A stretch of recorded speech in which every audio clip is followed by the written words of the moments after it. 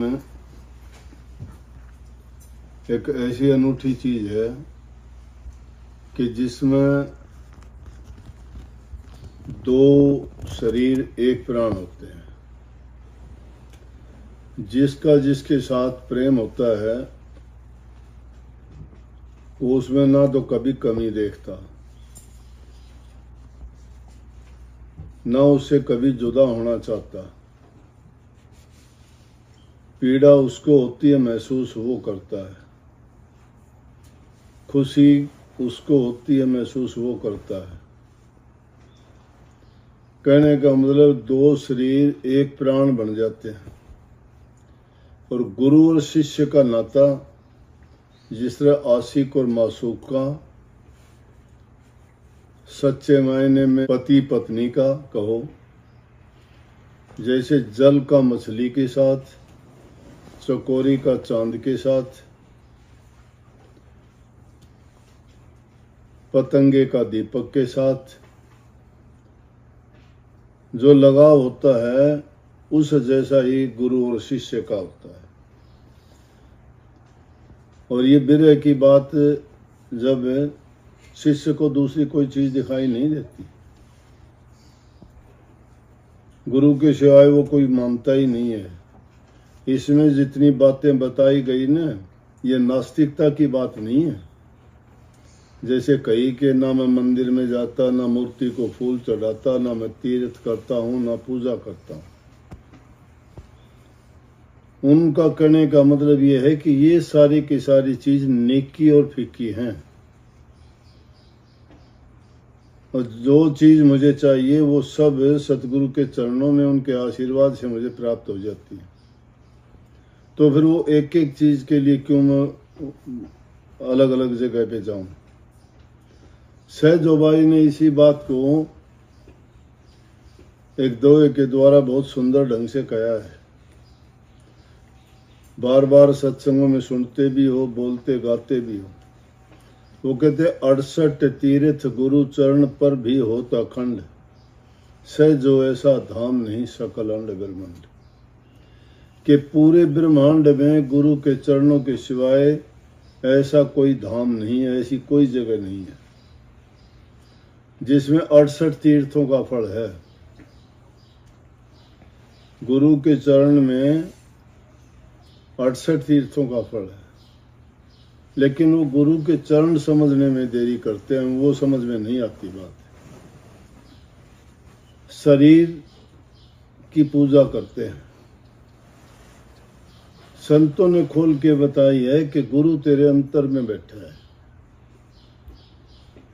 और गुरु के चरण अगर मानते हो तो त्रिकुटी के स्थान पे गुरु के चरण होते हैं। उस दर्जे तक नहीं पहुंचा जाता जब तक गुरु के चरण नहीं मिलते।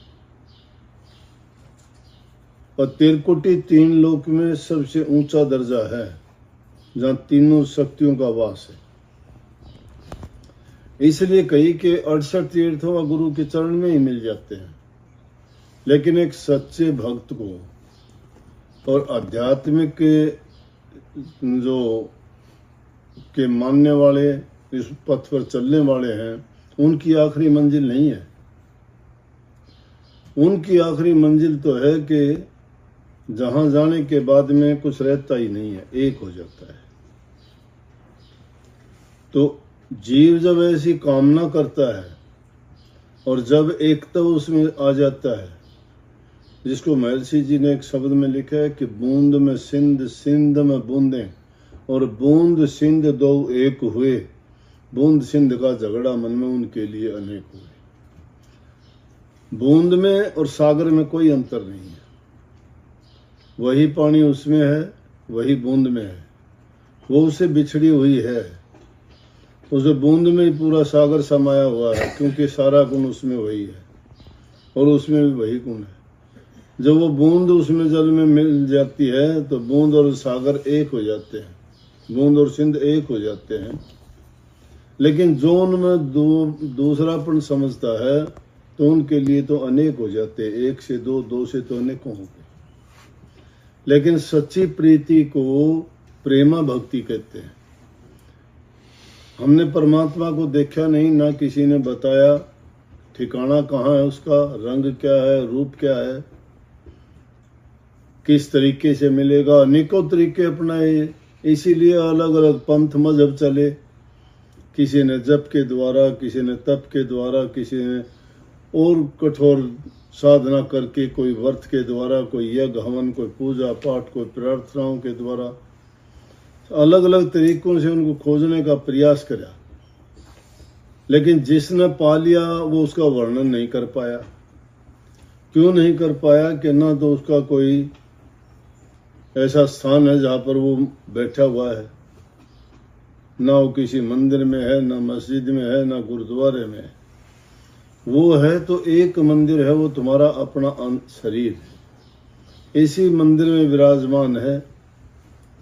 इसीलिए उसको अगर अंदर में हम प्रवेश कर जाएं और खोजने का प्रयास करें तो बड़ा सुलभ तरीके से मिल जाएगा। तो संतों ने फरमाया कि इसमें न घर छोड़ने की जरूरत है, न काम छोड़ने की जरूरत है, न बच्चे छोड़ने की जरूरत है। दुनिया में रहते हुए सारे काम सहज भाव से करते हुए, सहज भाव जरूरत के मुताबिक, ये नहीं कि किसी चीज में पड़ के उस चीज के बन के ऐसे फंस जाओ कि जिस प्रकार से मधुमक्खी फंस जाती है, मकड़ी अपने जाल में फंस जाती है, उसे निकलना ही नहीं चाहती। इंसान भी वही करता है, अपना ही ताना बाना खुद बनता है। शादी करी, बच्चे हो गए, काम किए, अब उनको संसारी चीज़ों की ज़रूरत है, वो ताना बाना चलता रहता है, पूरी ज़िंदगी चलता रहता है। तो संतों ने कहा वो छोड़ने की तो ज़रूरत नहीं है, लेकिन उसको जैसे कह दिया कि आदमी नेकी करे और छोड़ दे उसको। फंसने की ज़रूरत नहीं, किसी के होते हुए भी किसी के नहीं है हम, सब के होते हुए किसी के नहीं है। अल्लाह हमारा कोई है, हमारा है तो सतगुरु है, क्योंकि सतगुरु हमें उस रास्ते की ओर लेके जाता है, अज्ञान और भ्रम मिटाता है, बुराई हमारी छुटवाता है। तो जिस परमात्मा को तो हमने नहीं देखा, लेकिन सतगुरु को तो देखा है। इसलिए एहसान किसका? सतगुरु का। इसलिए कही है कि मुझे और किसी को पूजने की जरूरत ही नहीं है, जब सतगुरु मेरे सामने है। तो उस सतगुरु को ये सब कुछ मान के मैं उनके साथ अगर सच्ची प्रीति का नाता जोड़ लूँगा, प्रेम अगर मुझसे करूँगा, तो वही मेरी प्रेमा भक्ति, वही हमारी नाम भक्ति, वही हमें सेवा भक्ति सिखाएगी, और वही हमें सच्ची भक्ति, जिसमें हमारा उद्धार, कल्याण और जन्म मरण से छुटकारा पाने का तरीका वो मिलेगा। इसलिए शिष्य को ये चाहिए कि अपने गुरु को ही सब कुछ मान ले, लेकिन गुरु होना चाहिए पाखंडी नहीं, ठग नहीं, लुटेरा नहीं। आज के युग में गुरु कहाँ है? गुरु नहीं मिलते। करनी का गुरु जब तक नहीं मिलता, जिसको हम शब्द गुरु कहते हैं, शब्द भेदी गुरु ही नहीं होता कोई। अब तो देखा देखी, लुटेरे, ठग, दुकान बन गई, धर्म भी दुकान होगी, व्यवसाय हो गया, व्यवसायी हो गए धर्मात्मा जितने हैं।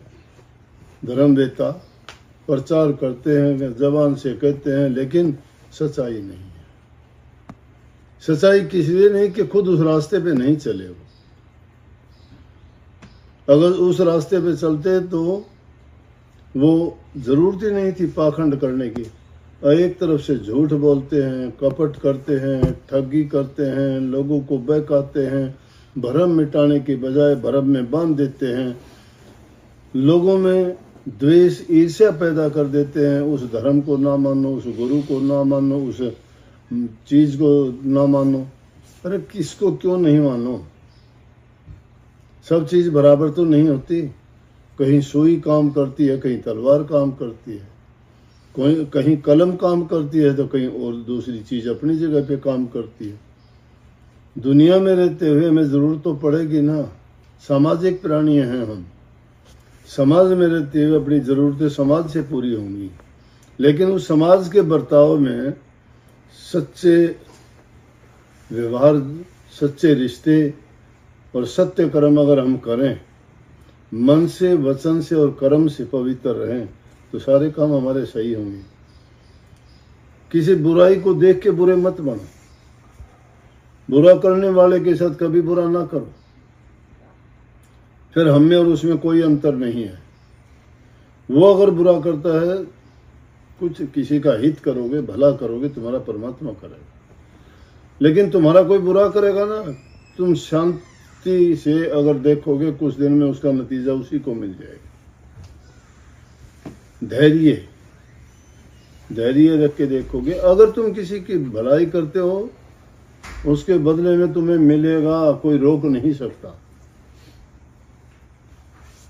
राजा भोज की अनेकों कहानियां सुनी होंगी आपने। राजा भोज के टाइम की बात है। कालिदास उनके 12 रत्नों में से एक मुख्य रत्न थे। कालिदास अनपढ़ होता था, लेकिन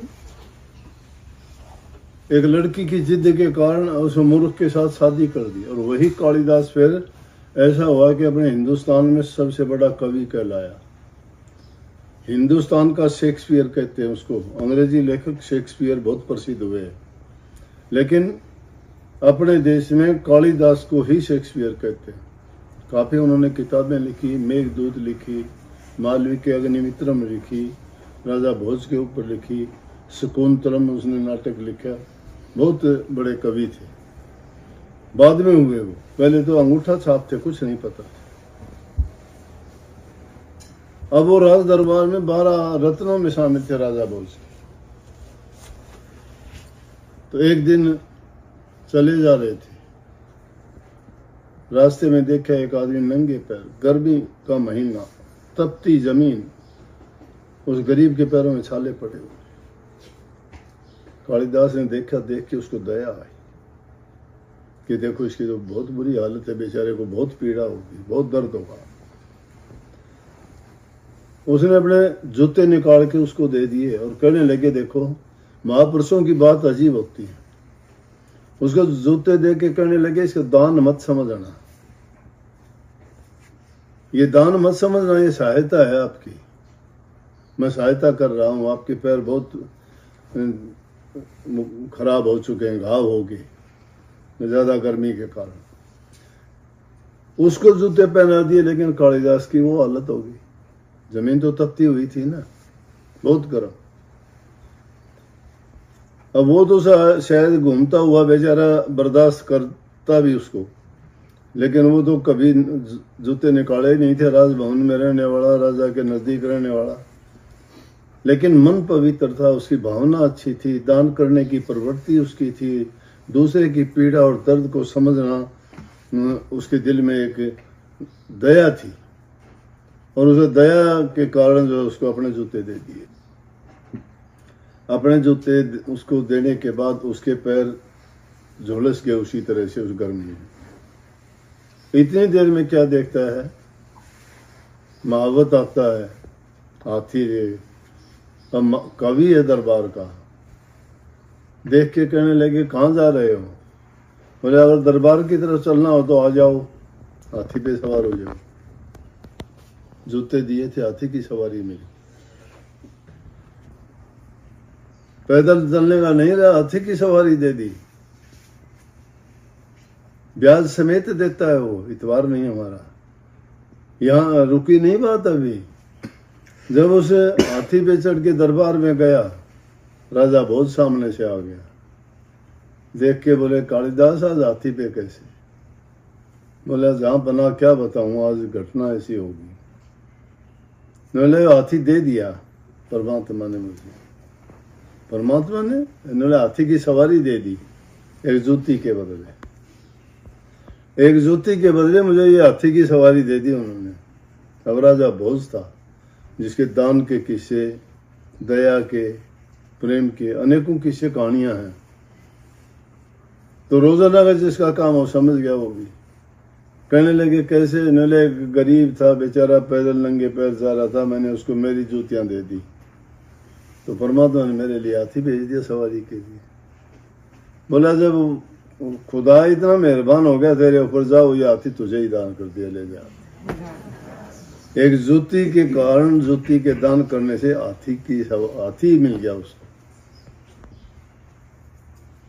तो नेकी कभी छिपती नहीं है, लेकिन बीच में अगर कोई ऐसी बात होती है, तुम्हारे नेकी करने के रास्ते में बाधा बढ़ता है ना, तो उसमें रुको ना, अच्छा काम करने में करो, अच्छा करो, दुश्मन का भी अच्छा करो, तुम्हारा अच्छा होगा, तुम्हारा बुरा नहीं होगा, तुमने बुरा नहीं किया। बुरा जो करता है उसको उसका नतीजा मिलेगा बुरे का। भक्ति अकेली कोरा नाम का सुमरण करने से भक्ति नहीं हो जाती। भक्ति हमारे कर्म में होनी चाहिए। कर्म कैसा?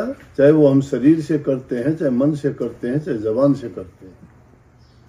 जब तक हमारा कर्म पवित्र नहीं है ना, तब तक हमारा धर्म नहीं है। कर्म और धर्म दोनों जुड़े हुए हैं। कर्म में धर्म होना चाहिए। धर्म में कर्म बाधा नहीं बढ़ता कभी भी। नेकी का नाम धर्म है। नेकी कर्म में जब हो जाएगी तो धर्म और कर्म दोनों एक। इसीलिए कह नहीं देते हम का ये किसी कर्म धर्म का ही नहीं है। मतलब ना तो इसको धर्म की कोई ज्ञान है और कर्म कोई ऐसा करता ही नहीं, इसलिए ना इसका कर्म है ना धर्म है। कर्म और धर्म एक दूसरे से जुड़े हुए हैं। जिसके हृदय में प्यार होता है उसके हृदय में दया भी होगी। जिसके हृदय में दया होती है वो दानी भी होगा। ईर्ष्या द्वेष ये नहीं रहेंगी, ये एक दूसरे के विरोधी हैं। ये महानता के गुण हैं। विशाल हृदयता होनी चाहिए। विशाल हृदय जिसका होता है वो सब चीजों को खपा लेता है। उस समुद्र में मेंढक मछली भी रहते हैं, मगरमच्छ भी रहते हैं, एक दूसरे के दुश्मन भी हैं।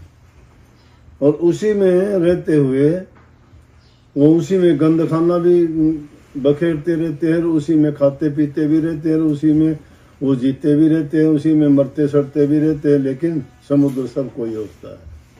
पृथ्वी महान है। इसी का अनाज पैदा हुआ क्या कहते हैं, इसी में गंध फैलाते हैं और इसी में फिर वो चीजें उगा के फिर हम उनका प्रयोग करते हैं। इसी को पाड़ते रहते हैं, इसी को कहीं से उखाड़ा कहीं पे लगा दिया, कितना करते हैं, लेकिन ये कभी उस चीज के लिए। इसलिए ये महानता का लक्षण बताया है। तो महापुरुषों ने फरमाया कि खोद खाद धरती से है, काट बाट बन रहा, कटु सवन सज्जन शहर और से शहर नहीं। जो सज्जनता का गुण ये है कि वो कठिन बातों को, बुरी बातों को भी बर्दाश्त कर लेगा, लेकिन अपनी महानता को नहीं छोड़ता। अच्छे काम जो इंसान करता है उसका कभी बुरा नहीं हो सकता। वो अपने हृदय से भी संतुष्ट रहेगा और उसका हमेशा अच्छा करने के लिए ही सोच विचार और ख्यालात बना रहेगा। सबको राधा।